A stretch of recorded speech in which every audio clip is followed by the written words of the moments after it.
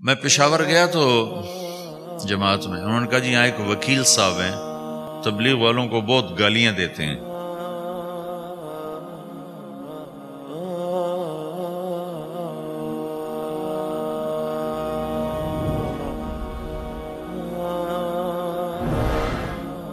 میں پشاور گیا تو جماعت میں انہوں نے کہا جی یہاں ایک وکیل صاحب ہیں، تبلیغ والوں کو بہت گالیاں دیتے ہیں۔ شکل دیکھتے ہی گالیاں دینا شروع کرتے ہیں آپ کے علاقے کے، آپ کے علاقے کے۔ میں نے کہا اچھا ملاؤ۔ پشاور میں رہتا تھا، وکالت کرتا تھا، میرے علاقے کا میاں چنو ایک چھوٹا سا ٹاؤن ہے وہاں کا تھا، میں اس کے قریب تلمبا ایک چھوٹا سا ٹاؤن ہے میں وہاں۔ تو جب ہم ان کے دروازے پر گئے اور نوک کیا تو دروازہ کھلتے ہی انہوں نے وہی کام شروع کر دیا۔ دیکھتے ہی کہا میں نے تمہیں کتنی دفعہ کہا ہے، وہ جو مقامی، کہ تبلیغ والوں کو میرے دروازے پر مت لایا کرو۔ تو اب بتاؤ، میں اگر یہ تبلیغ کے رگڑے نہ لگے ہوتے تو میں تو 2 تھپڑ اس کے منہ پہ مارتا، یا مفتی صاحب کی طرف فتویٰ سناتا تو اسلام سے خارج ہو گیا ہے، توبہ کر۔ میں نے اس سے کہا بھائی میں تو تبلیغی بن کے آپ کے پاس نہیں آیا، میں تو اس لیے آیا ہوں کہ مجھے پتہ چلا کہ آپ میاں چنو کے ہیں اور میں تلمبے کا ہوں، تو میں تو اس لیے آپ کو ملنے آیا ہوں۔ تو ایسے ہوا، اچھا آپ تلمبے کے ہو؟ میں نے کہا تلمبے کا ہوں۔ کہو اچھا اچھا اچھا، بڑی مہربانی، فرمائیے۔ میں نے کہا فرمائیے ایسے تو نہیں ہوگا، گھر بٹھاؤ پھر فرمائیے ہوگا۔ تو اس نے دروازہ کھولا، ہمیں بٹھایا، میں نے کوئی تبلیغ کی بات نہیں کی،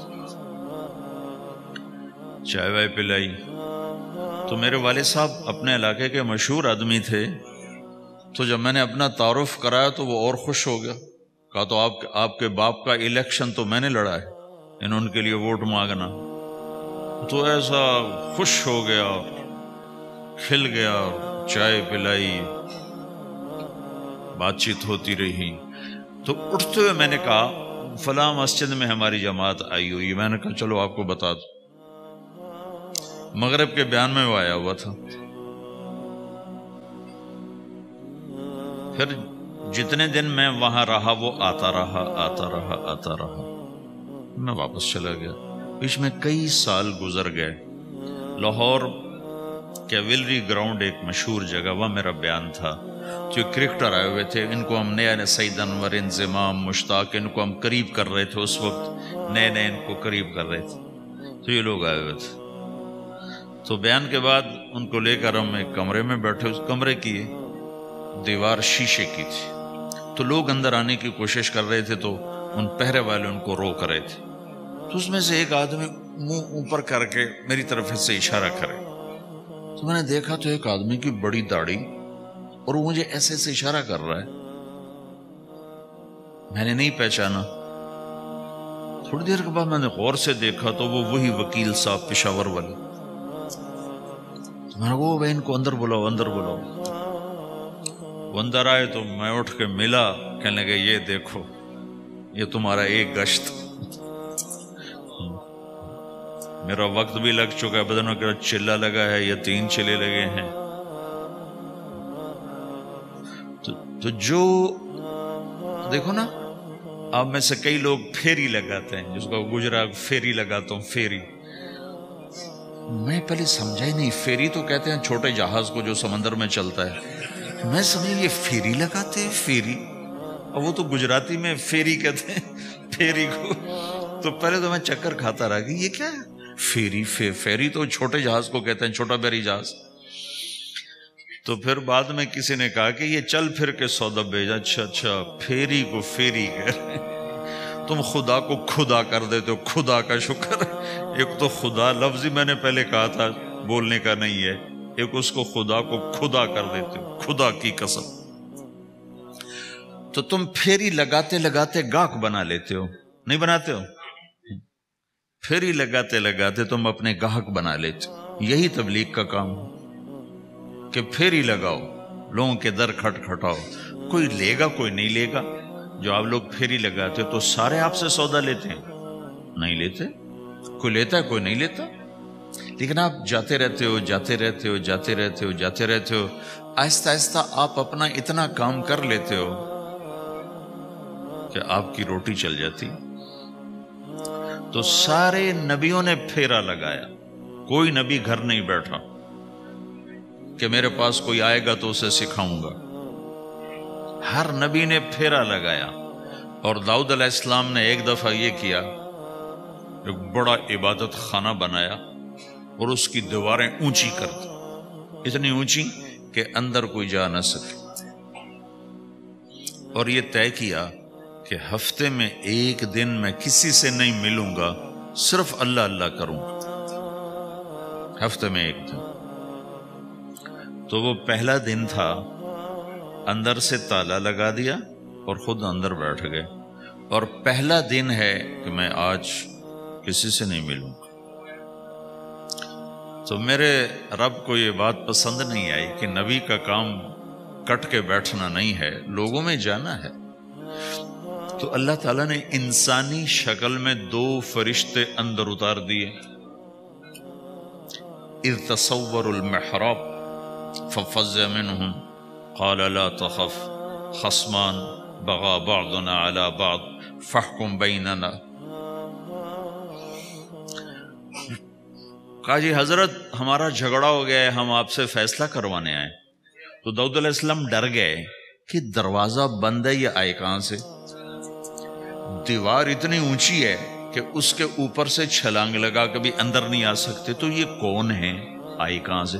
دروازے کو دیکھیں تالا لگا ہوا ہے, دیوار کو دیکھیں اتنی اونچی ہے, تو کون چھلانگ لگا کے اندر آئے گا؟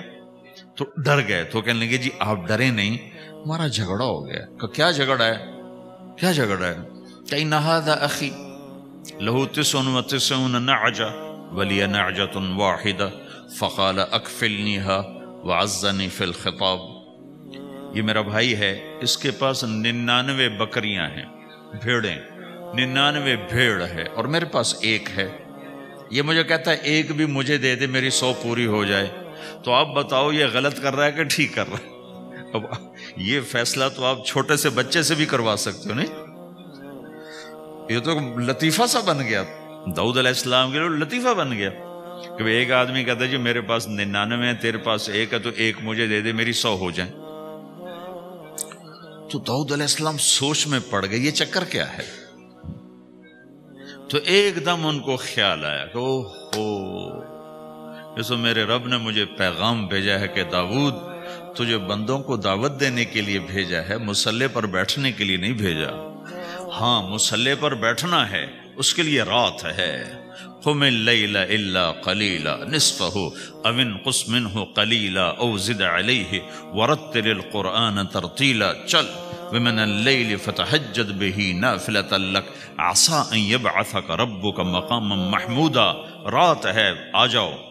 ان ناشئۃ اللیل ہی اشد وطئا واقوم قیلا. آجا آجا, رات بڑی مزے کی چیز ہے, تو اور میں تنہا. فاذا فرغت فانصب والى ربک فارغب. آ جاؤ.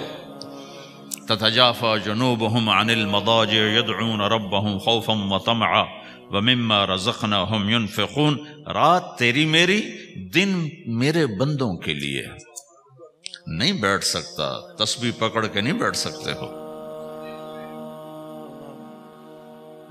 تو اس پر داؤد علیہ السلام سجدے میں گرے. آیت سجدہ ہے اس لیے میں نہیں پڑھتا ہوں.